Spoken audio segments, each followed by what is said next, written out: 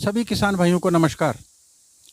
साथियों, आपके बहुत से प्रश्न आए कि गेहूं जो है बहुत तेज बारिश के चलते, बहुत तेज ठंड के चलते इस अवस्था में है कि अब हम क्या करें।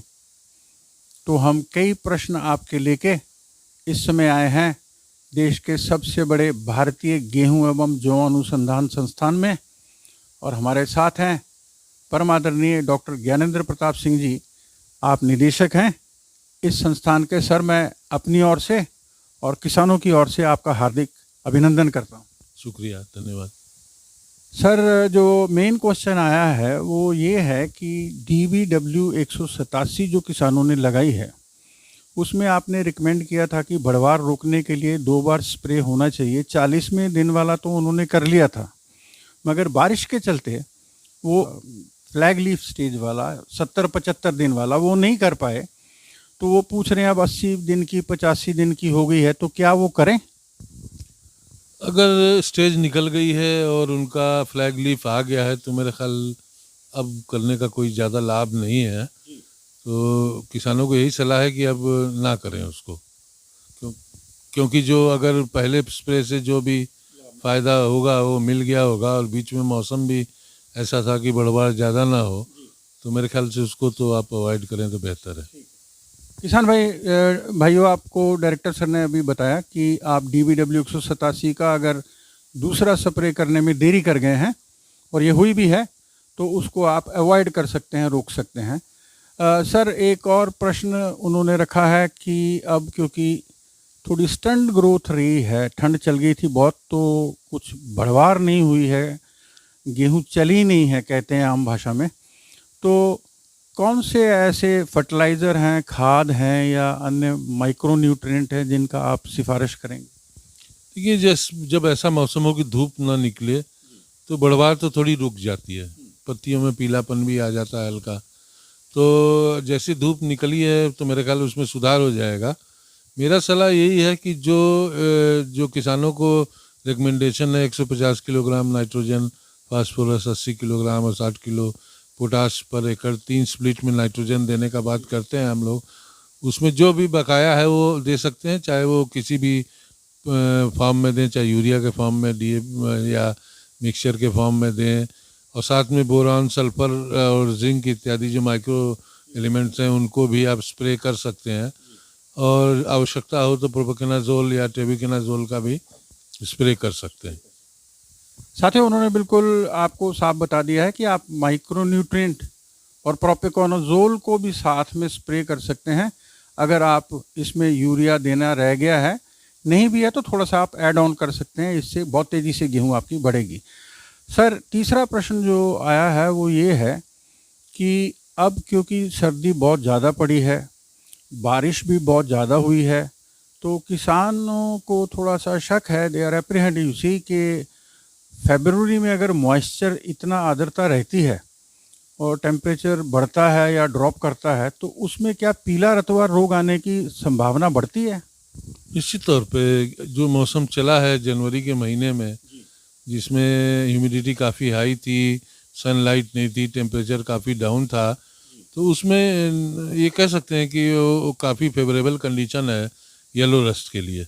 लेकिन हमको एक बात और ध्यान देना है कि ऐसे मौसम में पत्तियां भी पीली पड़ती हैं, तो आपको डिस्टिंग्विश करना है कि क्या ये मौसम की वजह से पत्ती पीली पड़ रही है या इसमें येलो रस्ट का इन्फेक्शन स्टार्ट हो गया है। और इसको किसान बड़े आसानी से जब पत्ती उंगली से रगड़ेंगे और देखेंगे कि कोई हल्दी जैसा पदार्थ लग रहा है, पाउडर पीले रंग का, तो येलो रस्ट है, नहीं तो ये नॉर्मल येलोइंग ऑफ लीव है, पत्तियों का पीलापन है जो धूप निकलने से और खाद का जैसे पहले स्प्रे हुआ है करने के लिए कहा गया है तो उससे ठीक हो जाएगा। एक और बात ध्यान देने वाली बात यह है कि थोड़ा मोड़ा हर किस्म में एक आध छिट्टे येलो रस्ट के आ सकते हैं, उससे घबराने की ज़रूरत नहीं है।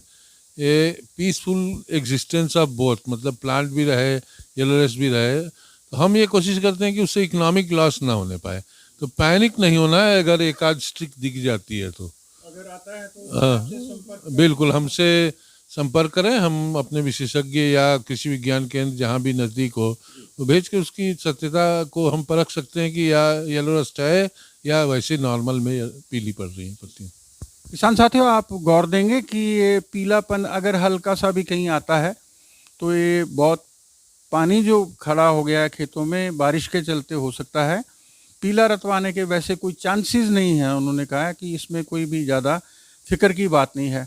सर, एक सुझाव मुझको कमेंट में आया है कि हम अक्सर जो है DBW 187, 222, DBW 303 की बात ही करते हैं, जबकि कुछ किसान भाई जो हैं वो लगाते हैं HD 3086 और HD की और किस्में हैं, PBW 550 भी लगाते हैं, HD 2967 भी लगती है। तो इन पर भी थोड़ी सी चर्चा करें कि इनमें कुछ खास शस्य क्रियाएं होंगी। वैरायटी के हिसाब से तो शस्य क्रियाएं अलग अलग नहीं होती हैं। रही बात PBW, DBW या HD की, तो मुझे लगता है कि हम किसानों को वो जानकारी देना चाहते हैं जो नवीनतम किस्में हैं और उनकी संदर्भ में जो शस्य क्रियाएं हैं। बाकी किसान अगर 3086 भी लगाता है तो करीब करीब शस्य क्रियाएं वही रहती हैं, या जो 303 में या 222 में करते हैं या 3226 में हम जो करते हैं, तो उसमें वैरायटी से बहुत ज़्यादा फर्क नहीं पड़ता है। जो नॉर्मल पैकेज प्रैक्टिस है वो करीब करीब सेम रहती है। तो किसान भाइयों, आपका वो जो एक सुझाव था वो भी आज हमने ले लिया है कि हमको अपना ही नहीं कि DBW 303 और 222 और 187 कहना है, 3086 और HD जो है 2851, ये HD 2967, ये किस्में जो हैं ये कुछ पुरानी हो गई हैं और इनकी जितनी भी एग्रोनॉमिक प्रैक्टिसेस हैं ये सब आप जानते हैं, फिर भी आपको साहब ने बोल दिया है कि ये लगभग समान ही हैं और आप इनको वैसे ही खाद पानी देते रहेंगे जैसा दूसरी किस्मों को है। सर, एक बहुत इम्पोर्टेंट प्रश्न आया है किसानों की ओर से। वो कह रहे हैं कि पिछले साल मुख्यतः गेहूं की कुछ किस्मों में पिंक हो गया था दाना जब उसमें बाली आ गई थी, और फिर वो थोड़ा सा वायलेट कलर में जामनी सा हो गया था। तो हम एक ही गो में सारी बातें आज कर लेते हैं, फिर भी कोई प्रश्न होंगे तो हम दोबारा भी आपसे अनुरोध करेंगे। तो ये क्या था पिछली बार, और अगर आता है तो इसको कैसे रोकथाम कर सकते हैं? ये जो पिंक स्पॉट आता है बालियों में, या जामुनी स्पॉट आप कह रहे हैं, जो बाद में पिंक से जामुनी हो जाता है, ये आपको याद होगा पिछले साल मौसम काफ़ी तेज़ी से गर्म हुआ था और एक फंगस है जो ये ब्लाइट को बढ़ावा देता है, उसकी वजह से ब्लाइट आती है। तो वो ब्लाइट थी और पिछले साल हालांकि बहुत देर से शुरुआत हुई थी तो खाली जामुनी कलर रह गया था और नुकसान उतना ज़्यादा नहीं हुआ था। लेकिन अगर किसान भाइयों को लगता है कि उनके खेत में इस साल भी आता है अगर तापमान बढ़ने के साथ, तो कोई भी फंजीसाइड, टेबुकोनाजोल इत्यादि का स्प्रे करके इसको काबू किया जा सकता है। हाँ, तो आपके सारे प्रश्नों के उत्तर हो गए। भगवान जी नहीं करें कि इस बार पिंक या जामुनी आपकी बाली किसी की गेहूं की किस्मों में आए तो प्रोपिकोनाजोल का स्प्रे उन्होंने रिकमेंड किया है। साथियों, मैं आप सबकी ओर से डायरेक्टर सर का बहुत बहुत आभार व्यक्त करता हूं। और ईमानदारी से मैंने जब इनको फ़ोन किया तो इन्होंने कहा कि आज मेरी 3 मीटिंग हैं और बिल्कुल समय नहीं है। मैंने कहा नहीं सर, टाइम बाउंड है और लोगों के फ़ोन हैं। आज 28 जनवरी को शाम के लगभग 6 बज गए हैं और सारी मीटिंग्स होने के बाद ऑफिस अभी चल रहा है इनका। तो मैंने कहा सर थोड़ा सा टाइम दें। तो मैं सर आपका बहुत बहुत आभार व्यक्त करता हूं किसानों की ओर से और अपनी ओर से। आपको भी बहुत बहुत धन्यवाद, शुक्रिया आपका।